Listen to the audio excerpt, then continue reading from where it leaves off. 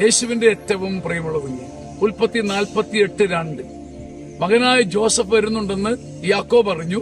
അവൻ ശക്തി സംഭരിച്ച് കിടക്കയിൽ എഴുന്നേറ്റിരുന്നു. അവൻ ശക്തി സംഭരിച്ചു, കാരണം മകനായ ജോസഫ് വരുന്നുണ്ട്.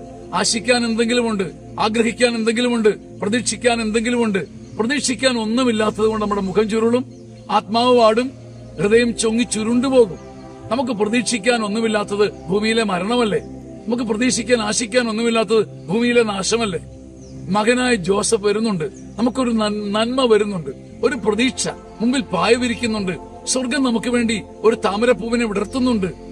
ഒരു ഷാരോൺ പൂ നിനക്ക് വേണ്ടി എവിടെയോ ഇതൾ വിടർത്തുന്നുണ്ട്. ഇതൊരു ചിന്തയല്ല, ബൈബിളിന്റെ സത്യമാണ്.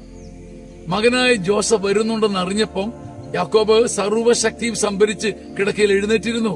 അവനൊരു പുതുമയുണ്ടായി, ഒരു പുതിയ ഉത്സാഹം ലഭിച്ചു. ഓരോ ദിവസവും നിന്റെ മുമ്പിൽ ഒരു ജോസഫ് വരുന്നുണ്ട്.